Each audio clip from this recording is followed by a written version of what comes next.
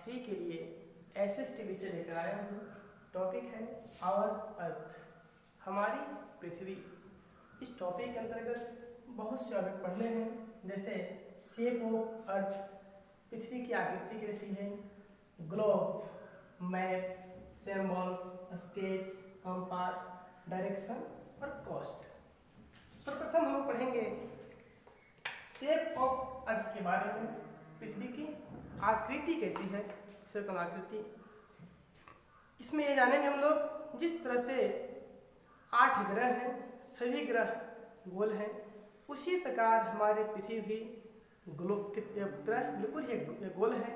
और इस पर विभिन्न महादेश, जैसे महादेशों का नाम जानते हैं आप लोग, 7 महादेश हैं, 5 सागर हैं, सभी देश, झील, झरने, पहाड़, पठार सब इस पर स्थित हैं। इस तरह से पृथ्वी की जो आकृति है वह गोल है। दूसरा पढ़ेंगे हम लोग ग्लोब।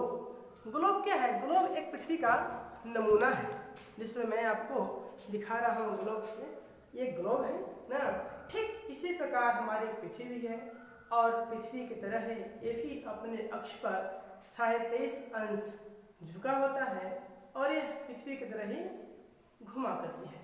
तो ये आपका नमूना हुआ पृथ्वी का। इस ग्लोब के सहारे हम लोग पृथ्वी के बारे में समझ सकते हैं, देख सकते हैं कि हमारे पृथ्वी का आकार कैसा है। इस तरह से एक ग्लोब हुआ जो पृथ्वी का पूर्णतः आकार होता है। एक globe is the model of earth, इसे कहते हैं। तीसरा है मैप। मैप कहेंगे होता है मानचित्र, खाका चित्र। मानचित्र पूरे विश्व का भी होता है, अपने देश का भी होता है, राज्य का होता है, जिले, गांव, हर का मानचित्र होता है। अब आप पर निर्भर करता है कि हम किसका मानचित्र बनाएं, किसके बारे में पढ़ें। मानचित्र छोटा भी होता है, इसे ले जाने में आसानी होती है और विस्तृत अध्ययन एक छोटे प्रदेश का भी कर सकते हैं, जबकि ग्लोब से एक छोटे प्रदेश का अध्ययन नहीं कर सकते हैं। इस तरह से हम लोग मानचित्र का अध्ययन करते हैं। और चौथा पॉइंट है सिंबल। सिंबल मतलब होता है कुछ चिन्ह। ग्लोब पर तो नहीं होता है, लेकिन मानचित्र पर कुछ चिन्ह होते हैं, जैसे कुआं को दिखाने के लिए, तालाब को दिखाने के लिए, नदी, झील, झरने को दिखाने के लिए, जंगल, वन को दिखाने के लिए, राज्यों की सड़कें हैं उसको दिखाने के लिए, राष्ट्रीय राजमार्ग को दिखाने के लिए, फिजिकल, पॉलिटिकल, इससे बाउंड्री को दिखाने के लिए कुछ चिन्ह होते हैं।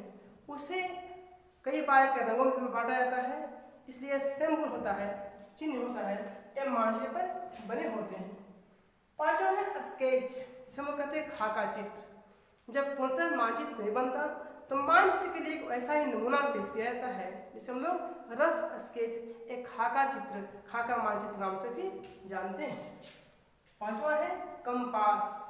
इसका मतलब हिंदी होता है दिशा सूचक यंत्र। इस यंत्र के सहारे हम लोग डायरेक्शन को पता कर लेते हैं कि पूरा पश्चिम, उत्तर, दक्षिण किधर होता है। इसमें एक सुई लगी होती है जो हमेशा इंडिकेट करता है नॉर्थ को।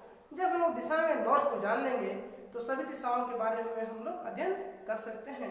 इस तरह से कंपास से हम लोग सभी दिशा के बारे में जान लेते हैं।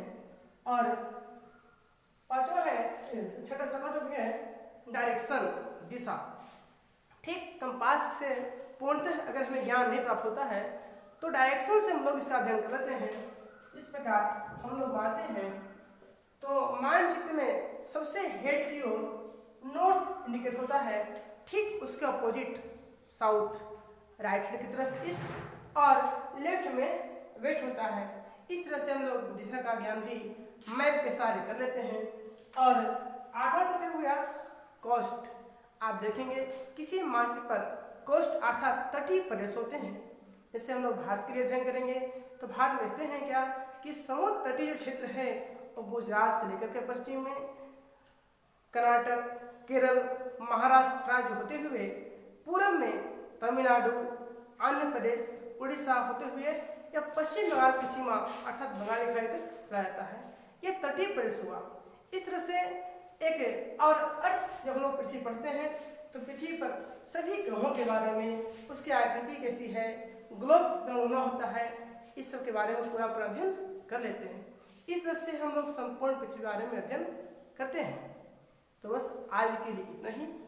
अगले क्लास में मैं आपसे फिर मिलूंगा। धन्यवाद। यहाँ तक